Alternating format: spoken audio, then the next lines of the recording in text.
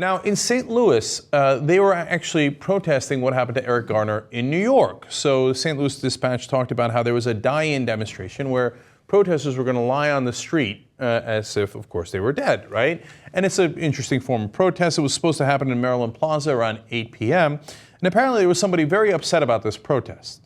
And he decided that he would run over some of the people in the protest while he was holding a gun. All right. So as they were protesting, we pick up the St. Louis Dispatch here, a man driving a town and country minivan drove through the intersection and accelerated through the crowd. One woman was seen crouching on the hood of the minivan. As the van continued forward, she fell off the vehicle as the vehicle rounded a curve. So, now to make things worse, protest organizers said that 4 activists had been hit.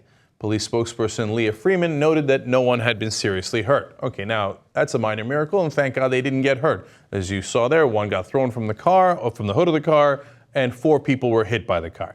And at the same time, the guy was sticking a gun out the window and threatening people. In fact, here's a picture of the assailant in this case. Now, let me get this right. The guy runs over 4 people, and he's pointing a gun at people. Cops show up. Well, what happened, right? Well, we know that fact pattern, right? He's going to get shot dead, right? I mean, cops, they see a 12-year-old black kid holding a toy gun, 2 seconds, boom, dead, on the ground.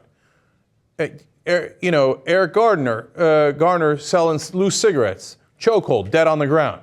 Then we've got Ferguson, Michael Brown, unarmed, some sort of tussle. He's away from the cop. Cop shoots him in the head, dead on the ground. Here's a guy with a gun who just ran over 4 people. Let's negotiate. Let's talk him down. Let's make sure he's all right and everybody's fine. And he's under arrest. And we'll see if they can find a way to indict him. Now, look, I don't want the cops to shoot this guy. I'm glad that they talked him down. I'm glad that they came up with a decent solution here. Can we extend the same courtesy to everybody, including African Americans? See, this is exactly what we're talking about. Racial assumptions. If a black guy the size of Michael Brown, doesn't really matter, the size Tamir Rice was 12, right? Is waving a gun around and runs over 4 white people, the cops are going to sit there and talk to him? Well, that has literally not been our experience here in America. I mean, have you been paying attention to the news? So these are the assumptions that are made. And then final insult to injury here.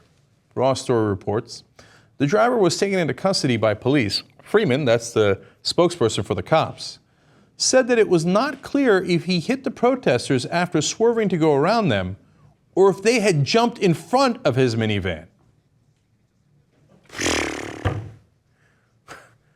Yeah. As he drove through a protest where they were lying on the ground, full well knowing it, pointing a gun at them, they probably jumped onto his car to make him hit them. Look at the assumptions. White guys got to be innocent. We've got to find a way to find him innocent, right? If he's holding a gun, he's just exercising his Second Amendment rights. If he's running over black people, well, they probably jumped in front of his car. Gee, I wonder if we have different assumptions for different races in this country.